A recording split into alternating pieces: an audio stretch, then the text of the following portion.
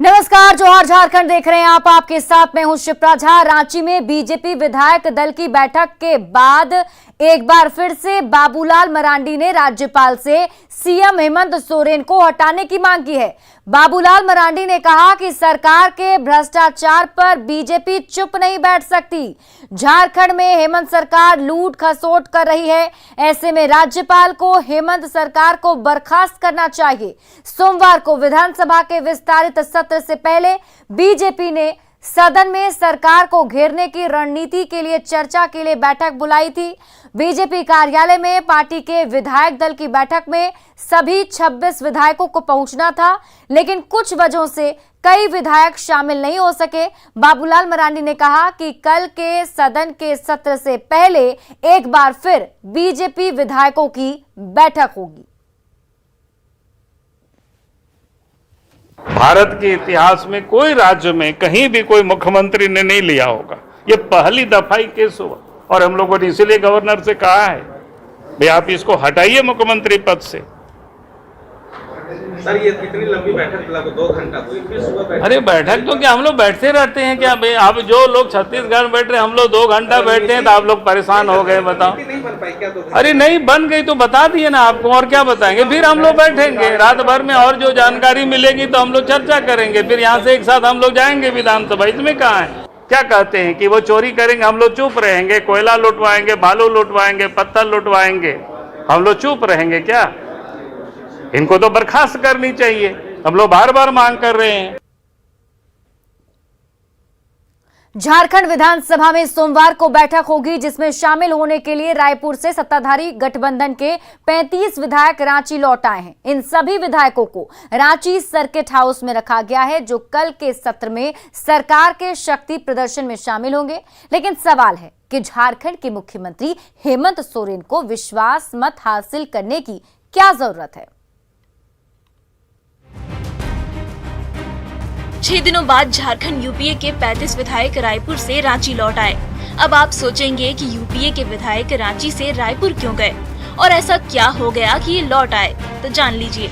सोमवार को झारखंड विधानसभा के मानसून सत्र का 1 दिवसीय विस्तारित सत्र है। इस 1 दिन के सत्र में राज्य के मुख्यमंत्री हेमंत सोरेन विश्वास मत पेश करेंगे। अब सवाल है कि हेमंत सोरेन की सरकार बहुमत के साथ चल रही है। विपक्ष ने अविश्वास प्रस्ताव की बात की ही नहीं, तो फिर हेमंत सोरेन को विश्वास मत साबित करने की जरूरत क्यों पड़ रही है? जिस तरीके से विपक्ष अपने षड्यंत्रकारी जाल बिछा रहा है, वो सभी जाल कुतरे जाएंगे। एक एक करके उनके जो जाल इन लोगों ने हमारे लिए बिछाए हैं, उसी जाल में इनको समेटकर बाहर कर दिया जाए। झारखंड विधानसभा के 5 सितंबर को बुलाए गए विशेष सत्र पर बीजेपी ने सवाल उठाया है। बीजेपी विधायक अमित मंडल ने झारखंड विधानसभा की ओर से जारी चिट्ठी दिखाते हुए कहा कि इसमें राज्य सरकार की ओर से विश्वास प्रस्ताव लाने की बात कही गई है, जबकि विधानसभा में ऐसी कोई नियमावली नहीं है। विश्वास प्रस्ताव के लिए आप सत्र बुलाते हैं, आहूत होता है, उसमें आप अपना एजेंडा को रखते हैं तो बात समझ में आती है। सरकार को अचानक से अपना विश्वास प्रस्ताव डालने का क्या औचित्य बन रहा है, ये मेरे समझ के परे है। मुझे ऐसा लगता है कि सरकार चाह रही है कि क्षेत्र की जनता को मैसेज दे कि हम लोग बहुत काम कर रहे हैं। दरअसल झारखंड के मुख्यमंत्री हेमंत सोरेन की सदस्यता पर संशय के बादल छाए हुए हैं। ऑफिस ऑफ प्रॉफिट के मामले में चुनाव आयोग ने बंद लिफाफे में चिट्ठी राज्यपाल को सौंप दी है, जिसे राज्यपाल कभी भी सार्वजनिक कर सकते हैं। माना जा रहा है कि ऐसे में हेमंत सोरेन की सदस्यता जा सकती है।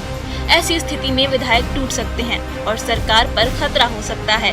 यही वजह है कि पहले तो हेमंत सोरेन ने अपने विधायकों को टूट से बचाने के लिए रायपुर भेजा, रिजॉर्ट में ठहराया और अब रांची में विधानसभा के अंदर विश्वास मत के जरिए बहुमत साबित करके ये दिखाना चाहते हैं कि उनके विधायक एकजुट हैं और उनकी सरकार पर कोई खतरा नहीं है। न्यूज़ 18 के लिए रांची से संजय सिन्हा के साथ ब्यूरो रिपोर्ट।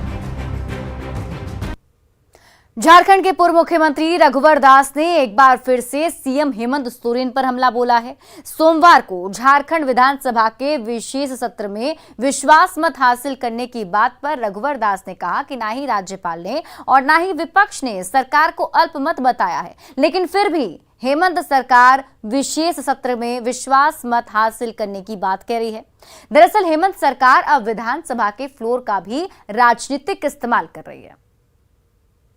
ये बात समझने के बाद वास्तव में हेमंत जी को ऐसी राय दी गई है कि वे नियुक्ति के संबंध में 1932 के खतियान के आधार पर मूल वासियों को दिए जाने वाली किसी प्रकार की आरक्षण की घोषणा ना करें और सिर्फ 1932 के खतियान के आधार पर स्थानीयता की घोषणा कर दें, ताकि 1932 के खतियान की घोषणा भी हो जाए और नियुक्तियों में आरक्षण की बात भी ना हो। कैश कांड में फंसे झारखंड कांग्रेस के 3 विधायक जमानत मिलने के बाद भी कोलकाता में हैं, क्योंकि उन्हें कोलकाता नहीं छोड़ना है। ऐसे में कल के विस्तारित सत्र को लेकर तीनों विधायकों ने एक वीडियो जारी कर कहा कि वे इस प्रयास में लगे हैं कि कोर्ट से उन्हें सरकार के शक्ति प्रदर्शन में शामिल होने का मौका मिल जाए। अगर नहीं भी मिलता है तो भी ये तीनों विधायक मजबूती से सरकार के साथ हैं। ये तीनों विधायक जामताड़ा से इरफान अंसारी, कोलेबिरा से नमन विक्सर कोंगाड़ी और खिजरी से विधायक राजेश कच्छप हैं। आना है और वैसे घड़ी में हम प्रयास कर रहे हैं। कोर्ट में हम अभी भी लगे हैं कि अगर हमें हो जाए, यहाँ से अनुमति मिल जाए तो हम कल आएंगे, और अगर नहीं हो पाती है तो भी मैं संदेश देना चाहूँगा कि जनता की सरकार है, जनता के साथ हूँ।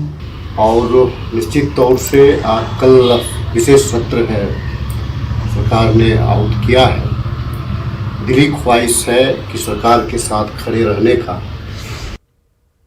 रांची में बीजेपी युवा मोर्चा के कार्यालय में मिलन समारोह का आयोजन किया गया। इस मिलन समारोह में सैकड़ों की संख्या में युवाओं ने बीजेपी की सदस्यता ली। इस मौके पर बीजेपी के प्रदेश महामंत्री और राज्यसभा सांसद आदित्य साहू ने कहा कि बीजेपी की विचारधारा से प्रेरित होकर इन युवाओं ने पार्टी का दामन थामा है।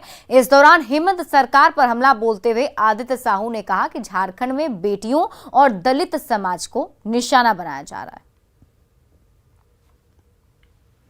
शासन यहाँ के लोग चला रहे हैं, यहाँ के मुख्यमंत्री, यहाँ के मंत्री, यहाँ के जो विधायक हैं, जो कांग्रेस जेएमएम आरजेडी से आते हैं, बहुत नज़दीक से लोग देख रहे हैं कि झारखंड का स्थिति बद से बदतर कर दिया है और ये अपने आप को असुरक्षित महसूस झारखंड में कर रहे हैं। दूसरे राज्यों में जाकर के पनाह लिए हुए हैं, तो देख रहे हैं कि हम लोग का भविष्य को सुरक्षित कौन करेगा।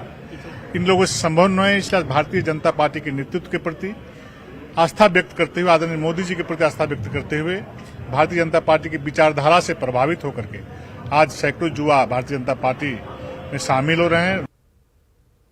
और रांची से बड़ी खबर सामने आ रही है। 3 महिला की हत्या से हड़कंप मच गया है। बड़ी खबर आपको रांची से बता रहे हैं, जहां 3 महिला की हत्या से हड़कंप मच गया। डायन बिसाही के आरोप में हत्या का शक जताया जा रहा है। 2 का शव बरामद कर लिया गया है और तीसरे की तलाश जारी है।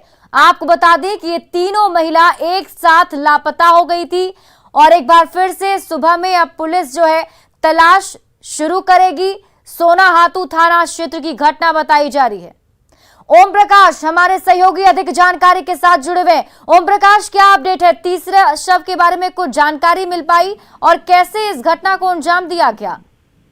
जी, जो जानकारी मिलने सामने आ रही है कि सुबह से ही ये महिलाएं जो है वो तीनों एक साथ लापता थी।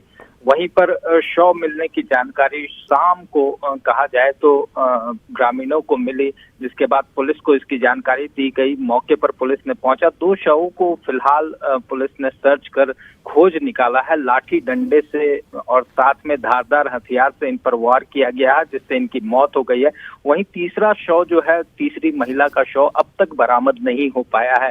रात का अंधेरा होने के कारण और के कारण फिलहाल शव की अब तक नहीं हो पाई है। फिलहाल सर्च अभियान को रोक दिया गया है और उम्मीद की जा रही है कि अहले सुबह फिर एक बार पुलिस का सर्च अभियान जो है वो सोनाहातू के रानाडीह इलाके में चलेगा और फिर देखना होगा कि तीसरा शव कब तक मिल पाता है। चलिए, बहुत बहुत शुक्रिया तमाम जानकारी के लिए ओम प्रकाश। बढ़ते आगे, बड़ी खबर धनबाद से सामने आ रही है, जहां बलियापुर थाना क्षेत्र के बेलगड़िया से लापता युवक का शव 3 दिन बाद कुएं से बरामद किया गया है। शव कुएं से बरामद हुआ, परिजनों ने हत्या की आशंका जताई है। मृतक की पहचान मंटू दास के रूप में की गई। मृतक मंटू के पिता का कहना है कि 3 दिन पहले किसी साथी ने फोन करके मंटू को शराब पीने के लिए बुलाया था। उस समय मंटू के पास 24,000 रुपए थे, जो कि बाइक बेचने के बदले में मिले थे। मृतक के पिता का आरोप है कि इसी पैसे के लिए उसके बेटे की हत्या कर दी गई। घटनास्थल पर शराब की बोतलें मिली हैं और मंटू दास के सिर पर चोट के निशान हैं। तो वही हम लोग को घर का पास में और आदमी था, 4-5 औरत था, वहीं पर फोन से बात कर रहा है। तो बोल रहा है अबे हमको पिलाएगा। हाँ भाई पिलाएंगे, आइए ना, हमारा पास में बाइक नहीं है, आप मोड़ आ जाइए, कुसमाटार का मोड़ आ जाइए। तो वहीं पर एक दूसरा आदमी को बाइक में चढ़ा और कुसमाटार आ गया। और वही दिन से हम लोग अभी तक तो अज्ञात सबका हमको मालूम चला है ना, लेकिन सुरंगा का कोई आदमी बोला है कि एक लड़का गायब है, उसके संबंध में उसके परिजन आए हुए, पहचान कर चिन्हित करेंगे हम। सबको बाहर निकाल लिया गया है, सबको कुएं से बाहर। दुमका में एक आदिवासी लड़की के साथ रेप और फिर बेरहमी से हत्या कर पेड़ से शव टांगे जाने के मामले में पुलिस की कार्रवाई के साथ ही सियासी बयानबाजी भी तेज हो गई है। दुमका की घटना पर सीएम ने अजीबोगरीब बयान दे दिया कि घटनाएं होती रहती हैं, जिस पर बीजेपी नेताओं ने जोरदार हमला बोला है।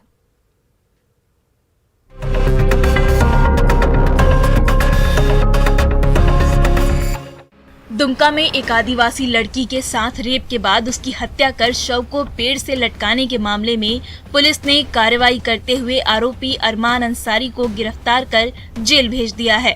पुलिस ने पूरे मामले की जांच के लिए एसआईटी गठित की है। त्वरित गति से जो है कि इन्वेस्टिगेशन किया गया, एसआईटी का फॉर्मेशन किया गया है इसमें, और एक इसमें एक्यूज्ड है, उसकी गिरफ्तारी हुई है, जो वहीं मुफस्सिल थाना के अंतर्गत उसका घर है। दुमका में आदिवासी लड़की के साथ दरिंदगी मामले में पुलिस अपना काम कर रही है, लेकिन दुमका में हाल के दिनों में हुई घटना पर सीएम हेमंत सोरेन ने अजीबोगरीब बयान देकर सियासी गलियारे में भूचाल ला दिया है। दुमका की घटना के सवाल पर सीएम ने यहां तक कह दिया कि घटनाएं होती रहती हैं। घटनाएं तो होती रहती है, घटनाएं कहाँ नहीं होती। घटना तो बोल के आता नहीं है, तो इसको किस तरीके से लिया जाए।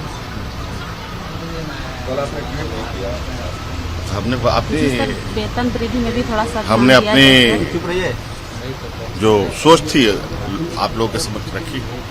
जिस सरकार से जनता सुरक्षा की उम्मीदें करती है, उसी सरकार ने ऐसा संवेदनहीन बयान दे दिया, जिससे विपक्ष को सीएम हेमंत सोरेन पर सीधा हमला करने का एक बड़ा मौका मिल गया। बहनों के साथ लव जिहाद हो रहा है और उसके बाद बलात्कार करने के बाद हत्याएं की जा रही, हत्याएं। और मुख्यमंत्री जी की प्रतिक्रिया, वाह अरे मुख्यमंत्री जी आपकी प्रतिक्रिया क्या है? ऐसी घटनाएं तो होती ही रहती है। ऐसा संवेदनहीनता का परिचय। इससे बड़ी और शर्मनाक बातें क्या हो सकती है? एक 14 साल की बच्ची के साथ एक लड़का महीनों तक उनके साथ दुष्कर्म करते हैं। झारखंड की उपराजधानी दुमका में 10 दिनों के भीतर बेटियों के साथ दरिंदगी की 2 ऐसी घटना हो चुकी है, जिससे राज्य की बहु बेटियों की सुरक्षा पर सवाल उठ रहे हैं। पहले एक नाबालिग लड़की को शाहरुख ने जिंदा जलाकर मार दिया, फिर एक आदिवासी लड़की को रेप के बाद 4 महीने की गर्भवती होने पर उसे मारकर पेड़ से लटका दिया गया, जिससे झारखंड के लोगों में गुस्सा बढ़ता जा रहा है। Bureau report, news 18 Ranchi. Dumka में आदिवासी लड़की के साथ दरिंदगी के विरोध में आदिवासी समन्वय समिति ने कल पूरे संथाल परगना में बंद का आह्वान किया। इस घटना को लेकर राज्य सरकार के खिलाफ विरोध प्रदर्शन के दौरान दोषियों को 15 दिनों के भीतर फांसी की सजा देने और पीड़ित परिवार को मुआवजा देने की मांग की गई। जनता में लगातार बलात्कार और हत्या के मामले सामने आ रहे हैं और एक बार फिर से आदिवासी नाबालिग लड़की का रेप करके हत्या कर दिया गया। इसको लेकर जो है विरोध प्रदर्शन लोगों ने कहा कि समाज के जितने भी और कितने सारे इस तरह के बच्चे पीड़ित हैं वो तो दिखाई नहीं दे रहे, कई लाखों लाख बच्चे पीड़ित हैं, लेकिन उन लोगों का आवाज़ तक अभी नहीं आ रहा कि आज हमारे समाज और हम जैसे छात्र ने इस मुहिम को उठाया कि इसके खिलाफ सरकार जिस तरह से असुरक्षित यहाँ के बच्चा लोग रह रहे हैं, यहाँ के छात्रा लोग रह रहे हैं, उसको किस तरह से करे, यही उनके लिए हम लोगों ने मांग रखे कि जितने भी झारखंड प्रदेश में जितने भी बच्चे के साथ ये घटना घटी है, सारे बच्चे के लोगों को उसका 1 करोड़ रुपया का मुआवजा दिया जाए। बहुत ही दुखद घटना है। आज सिर्फ दुमका ही नहीं, पूरा झारखंड की बहन बेटियों के साथ इतना अत्याचार हो रहा है कि हम लोग सोचे भी नहीं है। आज हम लोग को ऐसा लग रहा है कि आने वाला दिन जब तक उन देशद्रोहियों को, उन दरिंदों को फांसी नहीं दिया जाएगा, ये घटना कम होने का नाम नहीं ले रहा है। इसलिए मेरा शुरू से मांग रहा है कि ऐसे दरिंदों को फांसी का सबसे पहले सजा दिया जाए। कल किस तरह से कल हम लोग का विरोध प्रदर्शन रहेगा, पूरा बाजार बंद रहेगा, शांतिपूर्ण नहीं रहेगा और पूरा यहाँ सिर्फ दुमका ही नहीं, पूरा कल संथाल परगना से पूरा झारखंड प्रदेश के बारे में। तो देख रहे हैं कि जिस तरह से घटनाएं लगातार सामने आ रही है, उसको लेकर जो विभिन्न सामाजिक संगठन के लोग हैं वो यहाँ पर विरोध प्रदर्शन कर रहे हैं और कल दुमका भी बंद रहने का आह्वान इन लोगों ने किया है। विजय कुमार, न्यूज़ 18। सोमवार को झारखंड विधानसभा का विशेष सत्र बुलाए जाने को लेकर बीजेपी ने हेमंत सरकार से सवाल किया है। पूर्व मंत्री और चंदन कियारी सीट से विधायक अमर बाउरी ने कहा कि पूर्ण विश्वास मत हासिल कर सत्ता में आने वाले हेमंत सोरेन की सरकार आखिर क्यों विश्वास मत हासिल करने की बात कह रही है। पूर्व मंत्री ने कहा कि राज्य में अव्यवस्था फैली हुई है। देश के अंदर ऐसा पहली बार हो रहा है कि किसी राज्य का सीएम अपने ही प्रदेश में विधायकों को सुरक्षा नहीं दे पा रहा। कहाँ ये सरकार को क्या तय करना नहीं करना है तो सरकार बताएगी, सरकार लेकर के आए। पहले तो मैं ये कहूँगा कि ये जो अविश्वास प्रस्ताव किसने लाया कि वो विश्वास मत प्राप्त करने के लिए आ रहे हैं, पहला तो ये प्रश्न है। वो कहने से डरे हुए, उनको अपने लोगों पे भरोसा नहीं है। लोगों को एक पहला राज्य के देश के अंदर पहला राज्य है जहाँ अपने सुरक्षा, अपने मुख्यमंत्री जो है अपने राज्य के अंदर अपने विधायकों को सुरक्षा नहीं दे करके बगल के रायपुर छत्तीसगढ़ में लेकर के बैठा हुआ है। इससे ज्यादा और क्या। खबर साहिबगंज से है, जहां लगातार दूसरे दिन अवैध क्रशर प्लांट के खिलाफ कार्रवाई में कई प्लांट को ध्वस्त कर दिया गया। जिला खनन टास्क फोर्स की कार्रवाई में दूसरे दिन 11 स्टोन क्रशर प्लांट को ध्वस्त किया गया, जबकि 2 प्लांट को सील कर दिया गया है। मिर्जा चौकी थाना क्षेत्र के रामनगर बेलबदरी मौजा क्षेत्र में अवैध स्टोन क्रशर पर चले बुलडोजर के बाद पत्थर माफिया में हड़कंप मच गया है।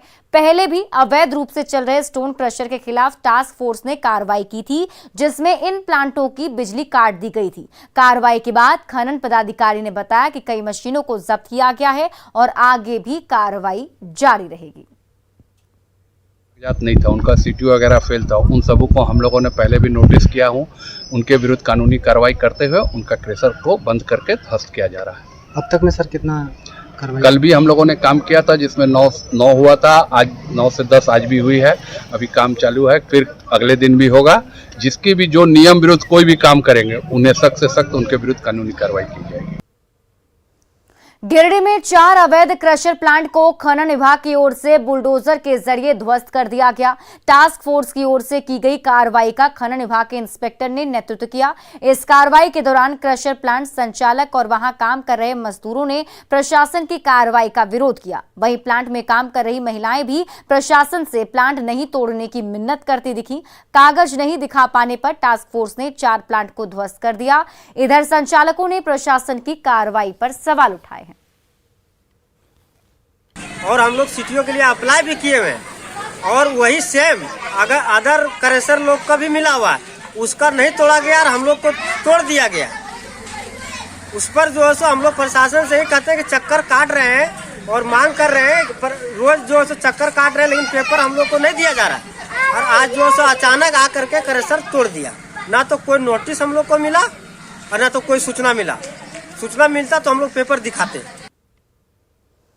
चतरा पुलिस को नशे के धंधेबाजों के खिलाफ बड़ी सफलता मिली है। चतरा हजारीबाग मुख्य मार्ग पर कुल्लू मोड़ इलाके से पुलिस ने 3.25 किलो अफीम की खेप के साथ 2 तस्करों को गिरफ्तार किया है। तस्करों के पास से 4,37,000 रुपए नगद, 1 लग्जरी कार, कई बैंकों के एटीएम कार्ड और मोबाइल भी जब्त किए गए। पकड़ा गया दोनों तस्कर मोहम्मद आजाद और मोहम्मद नसीम चतरा का ही रहने वाला है। पुलिस अब गिरफ्तार तस्करों से पूछताछ कर इनके नेटवर्क के तार को खोजने में लगी है। से पैसे बरामद हुए हैं और गाड़ी से भी कुछ आपत्तिजनक चीज़ बरामद हुए। उसमें 2 किलो 700 ग्राम अफीम जिसे पट्टा बोलते हैं वह बरामद हुआ है तथा कुल पैसे जो बरामद हुए हैं 4,37,220 रुपये हैं।